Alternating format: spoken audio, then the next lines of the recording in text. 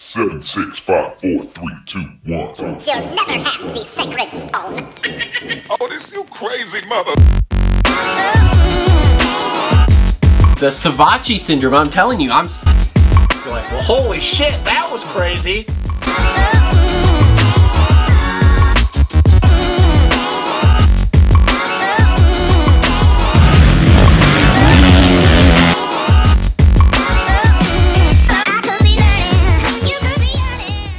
What is up, everybody? Welcome to another episode of the Moto Aftermath Show, presented by TLR Coatings. We are wrapping up Arlington, Dallas, Fort Worth, Texas, DFW. Jerry What do you want to World. call it? Jerry World. Jerry World, Jerry's building, Jerry's home. the Cowboy Stadium. $1 billion. They were somewhere in that area for Supercross last night. And it was wild. So let's take care of the paperwork stuff first before we dive into this. Don't forget, you guys can follow us on Facebook, where we post other stuff besides this video. Sometimes he writes a blog. Dude, shut up. A lot of times I do pictures. Sometimes there's other videos. You never know. You can also subscribe to this channel, which would be super helpful for us. You should. And I post all sorts of other videos. Because we're trying to be able to upgrade. Bring you guys more content. If the lighting looks better, it's because we have a new light set we're using. There's like 12 million lights on right now. It's great. Literally 12 million. We could turn the old ones on too and really just blow this out. No. So anyway, yeah, make sure you guys subscribe to the channel here. We bring you guys more content. If you haven't seen it, I went over to Phoenix for the Glendale race for like a 36-hour trip, so I have that vlog is up on there. And we bring you a new episode of this every Tuesday, and if you follow us on Facebook, starting for the Daytona race, we are going to have a preview show up on Daytona for Daytona and every race thereafter, so that'll be something new for you guys to check out. You can also follow me on Instagram at Travis Ridenauer. It's going down here right now. Down there. But anyway, and I post pictures and vids when I'm at the races or after I've been there, because I'll just take a bunch of them and then post them occasionally. If you guys do want to help support the channel without subscribing or anything, you could buy a t-shirt on Teespring. I know we don't have them. That's because we're broke. No one's bought them yet, so we can't afford to buy them. Can't even afford to buy It's got the show logo on it. I will link that down below. You can also support us on Patreon by donating some money, and I will send you some cool shit. I don't know what it's going to be, but I have cool shit. This water bottle. Not that water bottle. So I will link that down below. You can also click any of the Amazon links in the description, and if you go on Amazon and buy anything, you don't have to buy what that links to. We get a small slice of that. So, that's enough of that. Let's talk about Dallas race here. Let's start with the track and how much I didn't like it. You didn't like the flow of it? I wasn't a fan. Well, I know that you said for safety reasons, mainly it was because dangerous. It was. The start, you can't have a third gear wide open start into a corner that apexes like that quickly. Because if you're not pivoting, you're going to just like go into the rhythm section. And then also the left-handed 180 after the second whoops. And thankfully, John Ames is okay when he got blown off the berm by A-Rod. And Chaz Braden, like, for a second I thought it was Chaz Braden that was down. And they're like, John. I was like, oh, God. Which sucks because Ames was supposed to ride West Coast anyway, wasn't he? And he was hurt. Well, he's a West Coast kid. He's from California. Yeah, and he was hurt, so... I thought the design was good. I thought there was different options. You know, the whoops, and it's on what we have written down. The second set was a lot deeper in practice, and I think that they realized they need to round them off more because a lot of guys, especially in the 250 class, just even in fourth gear, were running out of gear by the end of it, and they were just getting bucked. The first set was pitiful. I mean, they were flat. By the end of the main, they got so packed in that you could literally hang off the back, keep the front wheel light, and skip across, and you would still land on top. You could watch it all day. They could just, like, manual through or wheelie through both sections. It was horrible. But the actual rhythms, though, there was a lot of separation there. Like I said, and the Dragon's back. Yeah, the Dragon's back, you could either blitz up and then on, off, double, 3, or rhythm up, one or single, double, and then off, and then go 3, 2. The only thing I was a little surprised, I don't know if you caught it in practice, was after the first rhythm section, Ando might have been the only one to do it. 3 over the table, 3 into the face of the triple. Now, I get it that it was just easy to stay tight and you could just go inside out and shut the door on him. But I was a little surprised the guys in the 450s, when they had a gap, because you didn't have to track out that far to the berm, didn't just kind of roll through the corner and then go 3 over, because it was so much faster instead of trying to stay on a rope and then float to the outside. But I like the flow of it, but it was very dangerous. It was very dangerous. Well, you had A-Ray in the first heat, went over just the berm. blew the berm before the second whoops. Who knows? That's A-Ray for you. As soon as that happened, Matt texts me and he goes, freaking A-Ray. I'm like, dude, I know. So, yeah, the track, I don't know. I was interested to find out, and they said it multiple times yesterday. It's like the biggest stadium they go to, but it has the smallest floor. Yeah, which is like... Yeah, it's weird. It's weird. The only thing I didn't like about it, though, the way the rhythm sections were, that if you got out of the fast line, that if you did get out of the fast line, you just either had to check up and go double, double, double because you didn't have a lot of momentum or a face. Where in some of the track layouts we've had so far this year, even if you got out of the main line, you could stay in it and stretch it because the faces were a little bit more lipped out. Now everybody's seen that if you got out of the main line, you just had to go double soak up, and especially that section before the triple. It was just, I mean, you couldn't make up time on anybody. You literally almost had to launch into the face of the triple and then preload just to get over it. So I think the variations were good, but it was pretty unsafe in some of the sections. Yep. So not the best track we've had all year. No. Not the worst. Not the worst. Not A2. A2 was bad. But hopefully next week's better. I know they made the whoops smaller because it was East Coast first round and all that crap. But next week's going to be gnarly, though. Yeah, we'll see. So, anyway, that's all we got for the track. So, we'll move on to the 450s here.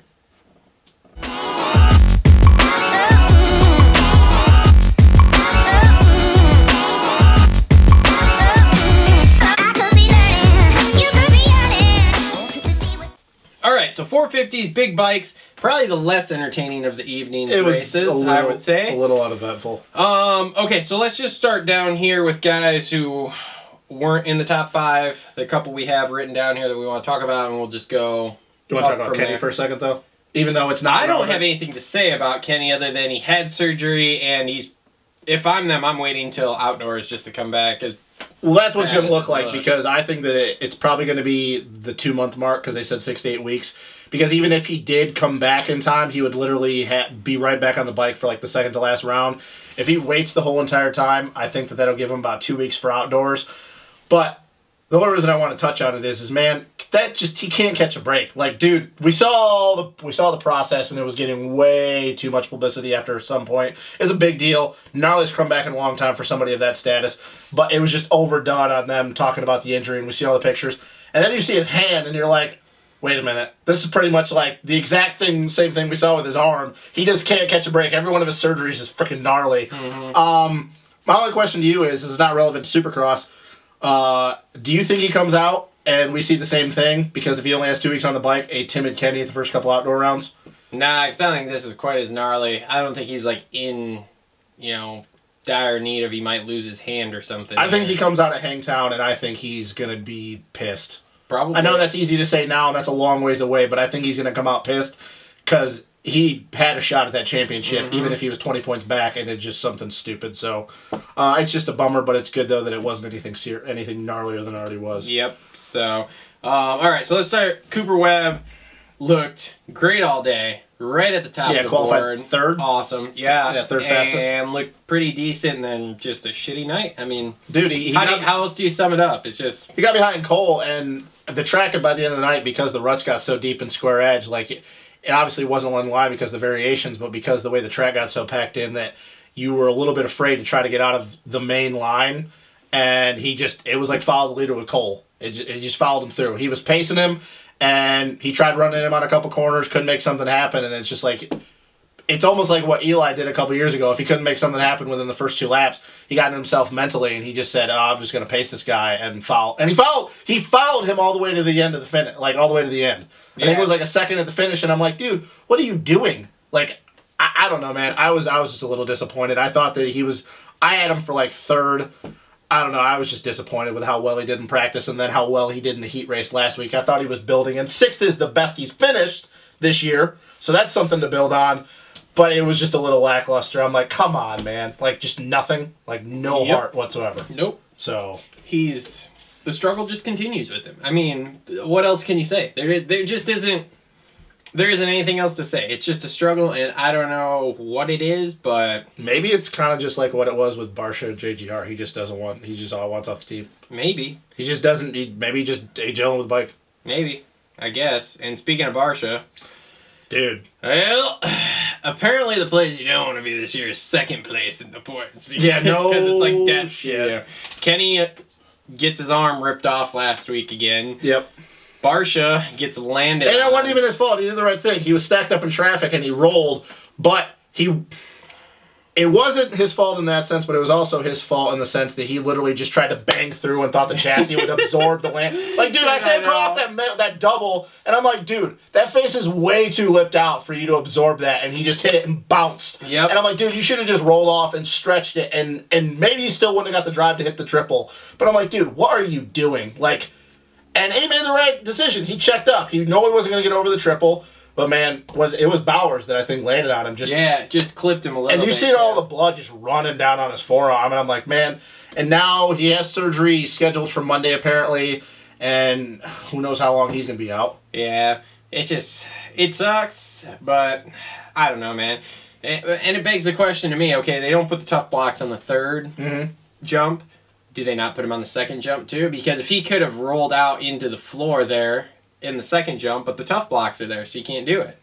You know, I mean, but then it was just an unavoidable incident. Like when you're stacked up in traffic on literally the first lap, and you're only a quarter way through the track, like there's nothing you're gonna do about it. So yeah, it's unfortunate, but I hope he's just not out for an extended amount of time because of how well his season was going. That I think if he was going to be, he could definitely start sitting there and start sulking and start letting things creep into his mind. But who knows how long he's going to be out. I know. As much as it just sucks. It just sucks. I hate to see people. If he's out for Supercross, which I don't know if it's that bad, but if he is, and I mean, as much as they taped it up, it probably was a pretty bad break. You know he's going to come out swinging it outdoors because this wasn't a fluke. He won enough rounds to prove it wasn't a fluke. Yeah. So I don't know, we'll see. So, anyway, let's get in the top 5 real quick. Sealy, another so-so night. I mean, is Sealy just a 4th to 6th place guy? I guarantee after this weekend, he's probably, 4th in the points? I think Marvin and Baggett are going to beat him again this weekend. So. Yeah. Well, we'll get to Baggett in a second. To me, I don't know, man. I love Cole and I love watching him ride, and I've always said that on the show, but he can't run the pace of those guys for 20+1. He just can't do it. He's not good enough. He's not good enough. I hate saying that, but he's just not good enough. Like, he's at that point in his career where he's stalled out. He is not going to get any better. And I hate to say it, but he's still one of the best guys in the world. He's still a top 5 guy, but I think if Eli wouldn't have had his struggles, and if this wouldn't have happened to Barsha, and Kenny wouldn't have had his situation, and would have came in not coming off this injury, and then Anderson and dude, I don't even know if Sealy would have been top 5 in points this far along. I mean, do you think he's got to basically start looking at his career as, okay, I'm a Josh Grant, and I am hired to be, the number 2 guy and just put in races and be in the top 10. And that's what I'm hired to do, is to be at every race and be in the top 10. Is that how he starts looking at it? But I'm still getting paid a fairly decent amount. Yeah, he's getting paid quite a bit of money. Yeah, he's getting paid quite a bit of money from Honda. I understand where the comparison comes from, and I think that's on JG's career now. But you got to remember back, and I know it's been a long time because JG's been around it. Like, you got to remember for a while, JG was a number 1 guy. Yeah. But now, yes, that's for what sure. I'm saying. But now, I'm talking about here now does Cole go back, especially if he doesn't get a win this season, which I don't think everybody that's hurt and whatnot, and I don't think he does. And just go, okay, look, this is what I am.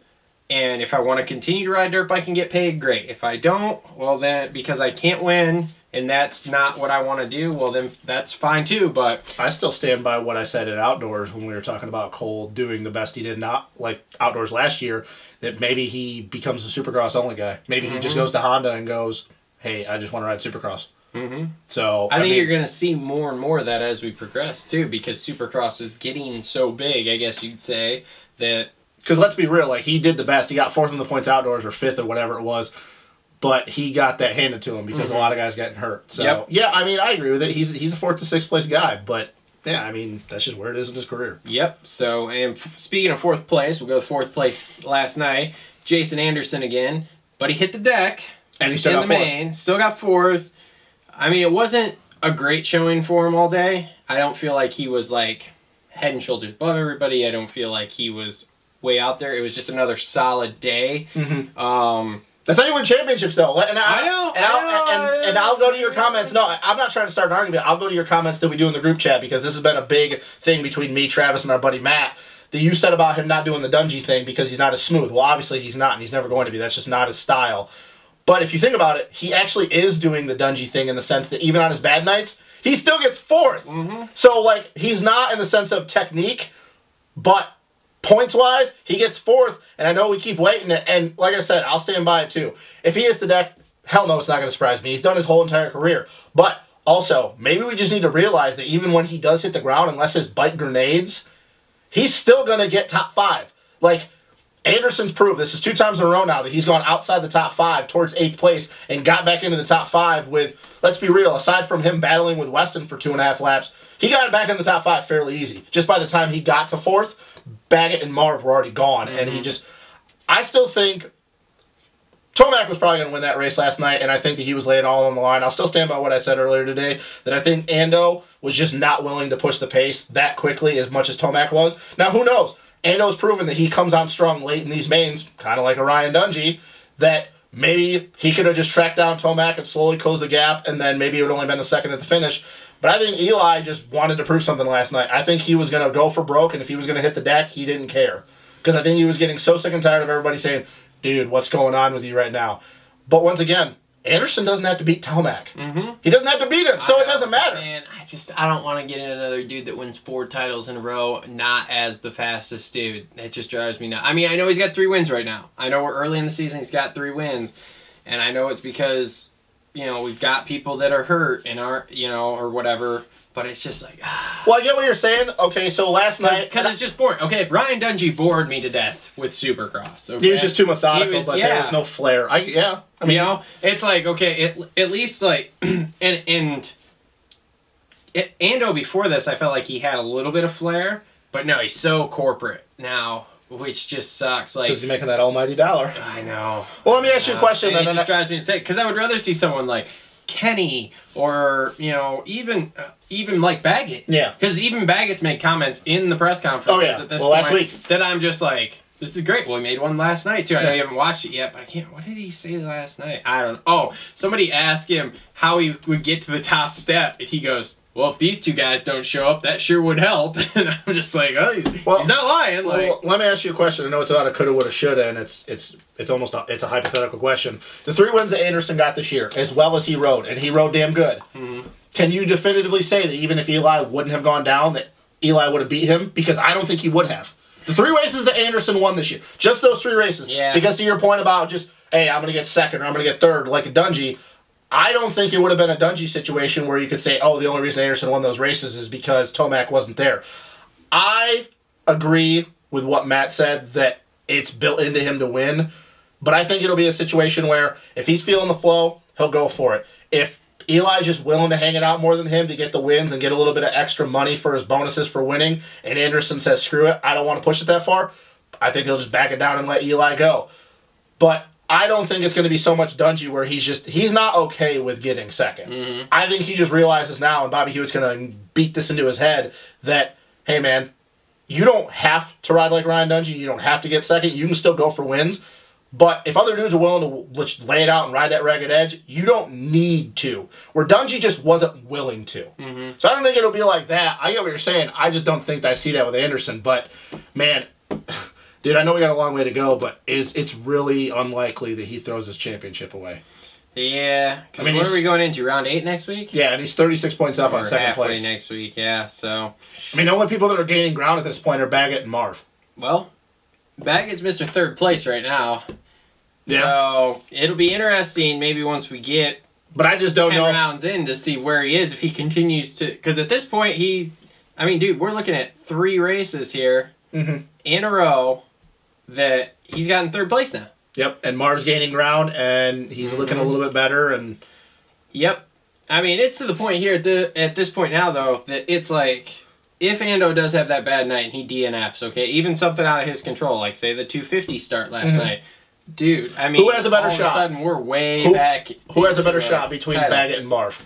Because I don't think Cole is not gonna. It's not gonna happen with Cole. Let's just be real. Honestly, at this point, I think Baggett has a better shot. So you think Baggett right now? He's fourth? No, he's third now. He's third in the points, like 46 or something, or 41, and then Marv's like 46 or some crap. Baggett, you think, in your opinion, because it's going to come down to Baggett or Marv. Let's be real. Yeah. As much as I like Cole, he's more than likely going to be fourth or fifth. And let me tell you why. And this is going to be the typical Marvin argument. I think Baggett's better in the whoops than Marv. Well, we do. And we saw that last night. And we have very soft tracks. I was going to say we had easy small whoops last night, and Marv did very, very well. But he could jump through them or just kind of manual. And he did. Them. He wheel tapped, tripled in, and started like quad. He was like 4-4-4. And he didn't even need to on that section. So, like he could have stayed on top. So yeah, like when I saw the whoops in practice yesterday, I was like, dude, Marv's going to do great tonight. Is it 50-50? Is it 50-50 between Baggett or Marv, or would you just lean more towards Baggett? No, I'm leaning more towards Baggett because I think Baggett's really holding here. I agree with you. So, if there's anybody that's going to do this to Ando, and I know 40 points almost seems insurmountable, I agree. It's going to be Baggett. It's not going to be Marv because we have a few tracks with the soil coming up that suit Baggett's style compared to Marv. So I agree with that. And I guess, yeah, I mean, that's kind of what it is for Baggett. Like, he's just looking good. Yeah. He's solid. Yep. He's finally doing what he's getting paid to do. And he doesn't even have to start in third. He can start, as long as he starts top 10, he will get to third. He's just an animal. He doesn't get tired. So, and again, we already talked about Marv kind of last night looked decent, but again, you're on a pretty tight technical track hard with pack, small concrete, whoops. So that pretty much explains why Marv did good last night. And then you have Tomac, who was just an animal. Tomac's corner speed last night was unfucking real. Yeah. Dude, him in and out of some of those corners, like you watched it, you were just like, what just happened? Did he even go through the corner? It was like teleportation. Like, he hit the last jump, and then he was out down the straightaway. And it was just like, oh my God. Yeah, that's Eli's that moment. He finally, he finally did something. It's been a few rounds. I mean, I don't. He's gonna crash out next week because he won. With his luck, if you think about it, he could go into this weekend and get 10th. I'm not saying that's gonna happen, but you know, to be honest with you, at this point, if anytime Eli wins races, I'm not gonna say I'm gonna be shocked, but I don't really have much to say about it because, you know, I know that. Probably a lot of people watch this show, probably watch the Pulp MX show, and you actually made the comment a couple weeks ago about Weege saying, is he the closest thing we've seen to James Stewart? Well, think about Eli's results this year. After I had said no, I know.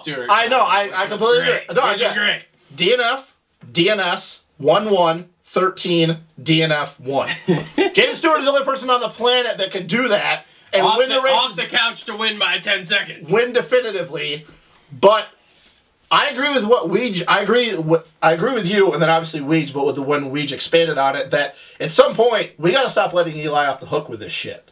Like, it's just the way he is. And that's the thing, though. Like, so why are we? If we're gonna reference Weege, we'll reference the video I told you about earlier. They did last week. These guys are doing what they do. Eli is a crash or win dude. And Kenny doesn't make it through Supercross. Kenny doesn't make it through Supercross, and Ando hasn't missed a pro race ever. So, and then if we're going to follow suit on that, then Kenny's going to win outdoors this year. Because he's got 2 championships outdoors. Yep. Like, if I get what you're saying. Like, I know that that's way too, like, precise, but if that's the case, Eli wins a lot of races in Supercross, but has stupid mental mistakes or crashes, does good in outdoors, but until last year never won a championship. Well, then Kenny's just going to win the outdoor championship this year because the 2 years that he raced them, where he wasn't hurt, and like in 15 with a broken back, he annihilated everybody. All right, great. Well, hey, dude, I'll see you in October for the Nations. I know. It's like, what the hell? No, but I get what you're saying, though. But at some point, we got to stop putting all this investment in Tomac. Like, I get it. He came off the craziest season we've seen in a long time last year. But there's a reason why he hasn't won a 450 Supercross championship this year. Or come to this point.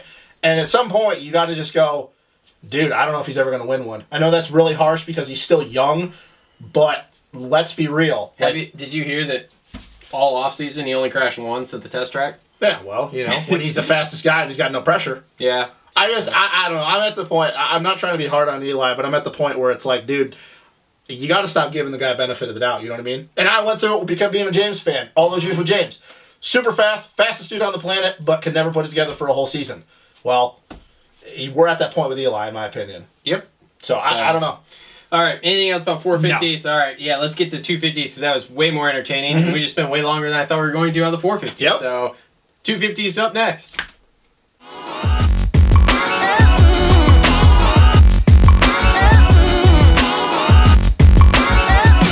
I could be lame, you could much more entertaining. The 250 race. It lived up to the hype. Did. For being what we called it, the weaker coast, it definitely was entertaining still. And I'm not so sure after seeing some of the speed of the guys that maybe we didn't put a lot of hype into that it might be the weaker coast. Yes. So... Davalos. You want to start? Died. Dude, that's it. Next. Smith.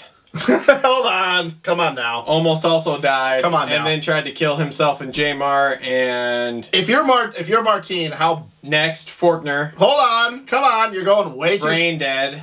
Oh, okay. All right. So, Marty... Dude. Great day.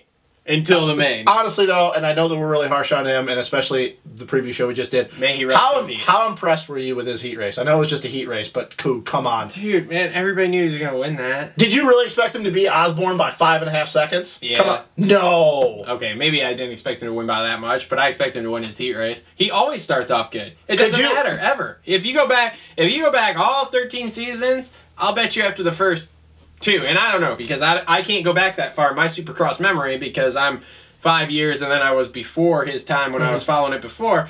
But in the last few years here that I've followed it really close, every year he comes out swinging. The difference, though, is I don't know if you heard a lot of times, he made this, he really wanted to preface his comments. It doesn't matter what happens in practice. It doesn't matter what happens in heat race. I did hear him say that. And the fact that he was saying that, though, I think really shows that he was going into this year thinking, whereas years before, he'd just be happy to be the fastest qualifier. He's 30-some years old. He should be happy. Well, and know that. Like, I'm just gonna say, dude, if he would have rode like that in the main, like he did the heat race, nobody was gonna beat him. He is almost twice the age of the kids he's racing. But in fact, he is probably twice the age of some of the kids he's racing. He's 31, I think. 31, and you can go pro when you're 16. Well, yeah, and Osborne's been riding 1 year less than him. Well, yeah, but my point is that Martine killed it, and there was no way he was gonna lose that race last night had he not died in the first turn. But he died. So and it was, that's a thing. And that was, it was just a start thing, so yeah, that was a bad design. And as far as that start thing goes, okay, Marty cut in more than he should have, in my opinion. Osby was not. And Osby and Smith. I'm not off this. Smith was right next to Osby, and they were racing to that corner each other. Josh didn't and not paying attention. He didn't expect Martine to cut in that hard. It was both of them. And Smith, dude, how'd you like that at the end when he takes out fucking J-Mar? I mean, why not? Like, he was close. Dude, him and J-Mar, like, you got to give them props. To become from dead last to 5th and 6th, that was impressive. And it was actually crazy. I was looking at the lap times. Jordan actually posted the second fastest lap of the night on lap 18. And he was only like 0.3 off Zacho's fastest lap time on lap 18. But typical Smith, here we are again, on the ground more often. But that wasn't his fault, though. I guess. Well, how was he going to control that? Yeah, no. And J-Mar rode great. His heat race wasn't that great. But, dude, for him to be dead last in the first turn, sitting over a bale, and then come back to 5th, like, come on, dude. Like, that's impressive. J-Mar wasn't anywhere near the front all day. I don't want to hear this. He had a decent day. He did. A great day. I mean, he didn't Word for Endus finish. He didn't lose the title Word for Endus finish. But for a guy who's supposed to be a podium dude, what are you supposed to do? A horrible day. What are you supposed to do when you get stacked up in the first turn? He didn't get stacked up in the first turn in his heat race? No, I'm talking about in the main. Who cares what happened in the heat race? I'm just saying, he didn't have a good day all the way around. For him to get 5th after being dead last in the first turn, dude, that's a good day. What Ferendis ended up, and he got 3rd in this heat race. Ferendis got 19th. I'm still not a fan of the J-Mar in Supercross, man. And last night did not do anything to change my mind because he was not a prime suspect in anything last night. He wasn't a prime suspect all day in qualifying. He wasn't a prime suspect in his heat. He wasn't a prime suspect. Yeah, but he was never at the top. Dude, he was only like 0.8 off. Like, what do you want him to do? Like, he can't go out and... He is hired to win. He is hired to win. They did not pay him millions of dollars not to win. A lot of these guys think they're hired to win. So when he is hired... Okay, you're telling me Geico didn't hire him to win. They also hired frickin' RJ Hampshire to be podium every race. Cam McAdoo, they thought he'd be top 5 every race. Hired Christian Craig to win. Has Christian Craig won? Yeah, exactly. He's a huge disappointment too, but he is... I'll guarantee he's not getting anywhere near the money that Martin is. Let me ask you a question that he's not. Let me ask you a question. if J Mart would have just got 5th last night because he wasn't fast enough, I get it. But how can you blame him when he goes down in the first turn and goes back to 5th? Because I don't think he was going to do anything anyway. He didn't do anything the rest of the night. The fact that he came from dead last to 5th, dude. Who did he pass? Who did he have to pass? Nobody. We had this argument already. He had to pass Ferendis. He had to pass Ferendis. He had to pass Cantrell. He had to pass Jordan Smith. He had to pass Cam McAdoo. Okay, he had to pass Cantrell, who is a Let me ask you a question. McAdoo, Aside from Osborne, who I like McAdoo, and you know I like McAdoo, is not a huge threat. He had the 2nd fastest lap of the main. I don't know, man. You here we are. You trying to get me on this J-Mart? I'm not trying to get you on the J-Mart. I am not trying to get you on the J-Mart train. I can't yet. He's not. He did nothing last night to even remotely change my mind. He is way worse off in my mind. What happened last year when he went down? It than Barsha was. What happened last year when he went down? What happened last year in Supercross when he went down? He usually ended up outside the top 10. He got 5th, dude. Okay, great. Well, then maybe next week he'll turn around, he'll win, and then I'll be like, huh, okay, great, that's cool. I just think that you're way too hard on him, man. That's out of his control. I guess. If he would have got 5th because he wasn't fast enough, I get the concern. But he was dead last. Ferendis didn't even make it all the way up. Ferendis got 19th. Maybe Ferendis' bike was fucked up more than J Mart's. Okay, what's Fortner? Fortner got inside the top 10. My point exactly. I don't know, man. Well, let's wait till next week. And Osborne sure as hell wasn't the fastest guy last night. Let's have this argument next week. Okay. On the phone when I'm in Florida. Well, let's just go to Fortner right now. Fortner, apparently, he's gunning for Zacho. Oh, yeah? Yeah. He's gunning for him? Him and Pro Circuit are pissed right now. The reason why Fortner went down, Osborne blasted his ass and purposely took him out. When Fortner went down that first lap in the main, in the 180 before he came back across the start, Osborne was the one who took him out.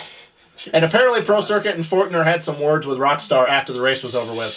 Like, Austin, no, and it wasn't one of those situations where Zacho ran it in deep and Austin was scoring down and it was bound to happen. Like, Austin was rounding the corner and Zacho literally just slammed the fuck out of him. Oh, boy. Okay. Yeah. Okay. That's great. Yep. Yeah. Awesome. I mean... And we saw in the heat race that Fortner can play that game, apparently, with RJ Hampshire. Dude, well, And I was getting super pissed. I was like, dude, you got to stop. Like, I get it. You're bummed. And actually, it wasn't even RJ's fault. RJ cross-rutted. Too much of his weight tracked to the outside shoulder, and Fortner was there. And I get it. Fortner was pissed, and I'm just watching. I'm like, dude, you're clearly faster than RJ. Just make it past stick. You don't have to make it aggressive. And I'm like, dude, you're going to land out. And then the time before the first set of whoops, like when he pivoted real hard, he almost cross-rutted and went down. But now we can see that Fortner can play that game. Osborne needs to watch his shit now. Because apparently Fortner even said off the record, and apparently it's not off the record because people found out about it, he goes, yeah, Zacho, he's going to get some. Well, I told you last night, and I mean, we can talk about it. We'll just jump to him for a second since we're on it, and then talk about the other three guys. I told you last night, okay, I am driving the Osborne train, but what in the hell was he doing last night? Why are you running it in on every single person you already... What are you doing? He's dirty, dude. You're faster than them. Just go around them. I'm telling you. I've been trying to tell you this, dude. He's dirty. He's dirty. I watched that whole main, and I just was like, are you kidding me? Like, okay, don't get me wrong. I am driving the Zach train. Yes. Whoop, whoop. That's fine. He won last night. Supercross title, and he won last night, and that's great. That's fine. But the way he won last night, even as a Zach fan, I am like, what in Dude, it was dirty. Plain and simple. Even if I was in his crew, I'd be like, what the fuck were you doing? And I get it, dude. You want to be aggressive and you want to make it known because that's how you got your swag this past year or last year when you won it. But, dude, you going for the front wheel in every corner is way too excessive. And that's why I tell you I'm really on the fence about him winning this title. And we said it in the previous show. Dude, he's pissing people off. He might not. After last night's performance, he might not. Because all I'm saying is okay, that was only the first round. But if Fortner, what did he end up like 8th last night? So technically, mathematically, he's not out of it. And he rode good. He won his heat race. But one of these guys, if they have a bad race and they're out of it, and Osborne's coming through. Dude, tell me that RJ Hampshire will have no problem blasting his ass. Dude, I know. He's at like a 12, and we need to dial that aggression back to about a 3.5. Like, it's just... And I don't get why he was doing it. Like, I don't either. Like Savachi, I get it. Last year, he wanted to get in Joey's head, and he did, and it was mission accomplished. But now you're doing it with everyone. To win the title at the end of the year. Fine. But now you're doing it with everyone. And on the first race. Like, he did it to Colt Nichols for no reason. Like, dude, like, you were gaining 2 seconds a lap on Colt. I love Colt, and Colt did great, but what are you doing? I know, man. I know. He's going to be a... Dude, I'm telling you, from a Zach guy, I'm like... He's... Dude. And the here thing goes is... our title. Like, thanks, dude. Everybody knows you can't win a title riding like that the whole year. And if that's his mindset, that's what he's going to do. No, because what's going to happen is he's going to make everybody an enemy, and you won't win a title that way. Yeah, it's one thing when you just, like, slam privateers and you're 4 seconds a lap faster, but everybody in the top 10. And then the fact that, and he even said it, he got lucky. He got a gift with some of the guys that could have beat him or were going to beat him stacked up in the first turn, mainly being Davalos and Ferendis. He got a little bit of a gift, but... Now, you're pissing off everybody who's top 10 speed. Yeah. So one of these times, say you get an 18th place start. Dude, you know how long it's going to take him to come through the top 10? I know. And as I'm watching that last night, I'm just like, dude, okay, you're going to hit the deck in this race. And he almost did 3 times. Well, he did crash. Yeah, he did crash. He only at the front end. Had nothing to do. But he almost did 3 times trying to slam it in on somebody. Yeah, and I'm like, dude, you're going to hit the deck. Like, just take the 4th and get out of the first round and be like, all right, cool, we're 4th. Like, you can do it. Yeah, dude. If I'm anybody at the teams, and if somebody's out of it after 3 rounds, I would never say, "Hey, dude, be a gunner." But at some point, like say with Geico, say J-Mar gets on the box next week, or RJ keeps this up, and mathematically the points are there. Cam had a bad night. Cam's a big boy. Tell Cam, "Hey, dude, we'll give you a little extra money to just blast the shit out of Zacho." I'm sorry, dude. Like, that was great. He got the win. He got a little bit of a gift, but he got the win. He rode great. He even went down. But all I'm thinking last night is, I'm like, dude, you are pissing off too many people. And now that you have Fortner, who, if it's any indication from the heat race, is probably close to the same speed as Zacho. Who knows if he can do it for a whole main. Now you want the kid that has nothing to lose, that wants to take you out? Yeah. Like, bro, it's just, it's not good. It's not good. No, it's not. No, it's not. Colt Nichols, though, I mean, not bad considering it wasn't, you know... Wasn't even going to race. Yeah, was probably supposed to miss 2 rounds in. Yeah, I mean, it was just a quiet second place. He just basically didn't crash. Yeah, he, that was his thing. After RJ knifed the front end before the first set of whoops, Colt, when he got into second, slowly started reeling Zacho in, and then I think he made a mistake in the second set of whoops and a lap later, and it dropped back to like 4.5 or whatever it was. Yep. He looked good. But he definitely looks like he wants to be on a 450. I didn't realize how much of a growth spurt he had because, dude, he looks huge on that 250. Yeah. Yep. And then we had Jimmy Dakotas in 3rd, making us look like dumbasses. That was a... Well, we did say we thought he'd get a top 5 at least once. Well, that's true, but I didn't think he was going to be podium in the first round. Well, and also, let's, once again, he got a little bit of a gift. But he rode good, RJ crashed. He looked good. Yeah. Yeah, he wasn't bad all night. What do you think about RJ, though? I mean... When Zacho was running in on him, first laps he's led ever. So and dude, he held his own for, what was it, 3 laps when him and Zacho were going back and forth. You know, I mean, he looked good, but once again, a typical RJ brain fart. Hits the deck. I don't know, man. Like, maybe he'll learn to put it together. I don't know, man. Well, he's got the speed for the first 5 laps to do it. It's just the problem is that he can't get enough of a gap after 5 laps where when he starts creeping in his own head to hold it together for a whole main. But he may get lucky, because if he hole shot something like he did last night, or, you know, gets a good start and gets up front, and then you get Faulkner and Smith and Davalos and Osborne all behind him, fucking with each other. And Daytona's coming up soon, and he's the same guy, so I'm not saying he's going to win it, but if he gets a start and everybody's... I mean, I don't think he's going to get a win by any means. It just sucks because had he not knifed the front end, he was going to get second last night. Yeah, I don't know, man. 250 East. It's wild. It's wild. There's gonna be so many storylines because, dude, if I'm just everybody going to the gate, I'm like, all right, you know that number 1 on that white Husky? Yeah, no, I'm putting him in the fence. My first goal is to make him not finish the race. My second goal is to win the race. And it's funny, like the one guy he didn't get into it with the whole entire time was Ferendis. Like, yeah. Like the one guy that you would expect him to get into it with. I mean, because Ferendis has got that Frenchy attitude. He doesn't get in. Like Dylan, just whatever. You notice how tall his bars are? Dylan? Yeah. Well, dude, he's like 6'1".